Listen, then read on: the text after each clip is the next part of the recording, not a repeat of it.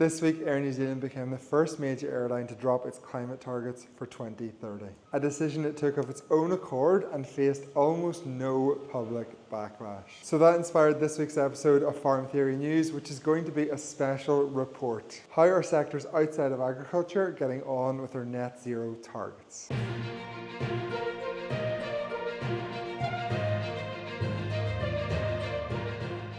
Since this is a special report, I figured I would do it out in the field, as it were. I've often heard that agriculture is the problem child when it comes to climate change. Oh, I caught my camera. It's really windy. And because agriculture is behind other sectors and we've done less, we're going to have to accept bigger, more expensive changes. But is that true? So let's check in on the other sectors and we'll see how they are doing with their climate targets. We'll start with big tech. So Google is poised to reach net zero by 2030, and you would since they labelled my entirely factual video on methane as misinformation, that they would be above reproach. Well, check out this graph. Oh dear, it has not went well for Google. Google's emissions have skyrocketed in large part because of the computational requirements for AI. And just like Air New Zealand, when it doesn't suit them, they can drop the target and prioritise profit. This trend for big tech companies indoctrinating net zero on the peasants but continuing to increase their own emissions continues across the board. Microsoft are missing their simulated climate plan by a laughable margin, and even Just Stop Oil favourite Apple have seen their emissions increase. The only reason they're able to claim that their emissions haven't increased is by using very questionable carbon offset credits. The reality is that outside of agriculture, businesses have seen net zero for what it actually is, a marketing opportunity.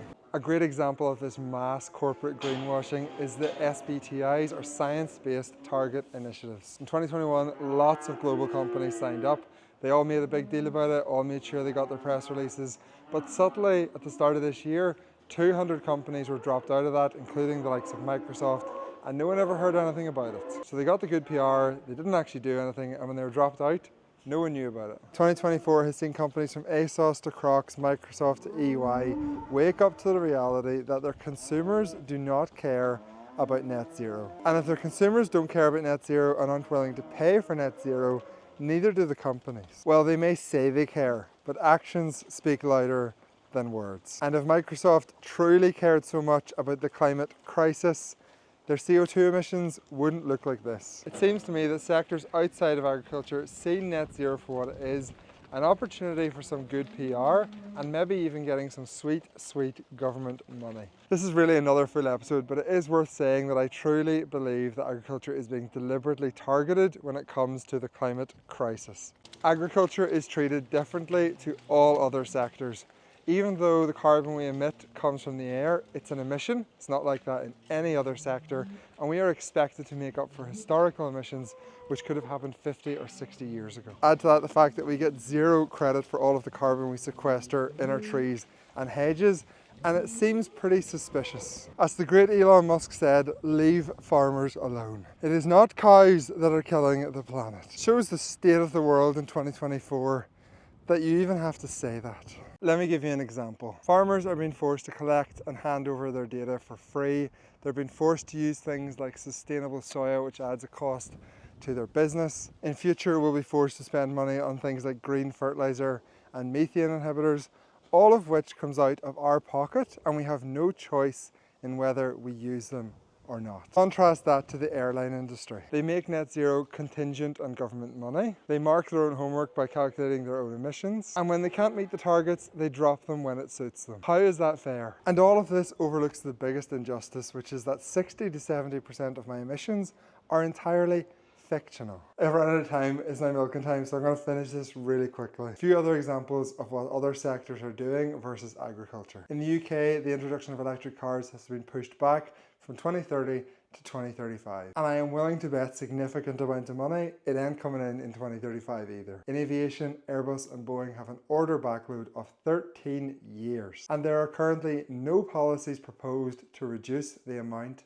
people are traveling. And in energy, data centers from big tech are using an astonishing 21% of all electricity generated in the Republic of Ireland. And this is projected to increase to 30% in the next few years. And they're getting tax breaks to do it. And on top of that, 20% of Ireland's energy is coming from coal, the most polluting energy source possible. My point is, agriculture is not treated the same as other sectors. When we're being told we have to cut back urgently, other sectors are allowed to continue expanding, to continue growing, to continue to have a profitable, sustainable, financially, industry. And I think it's time that agriculture demanded that we are treated the same as everyone else. Methane from cows is not an emission. No other sector has to mitigate historical emissions, especially not emissions from 50 years ago. Farmers' data has value and it is not free.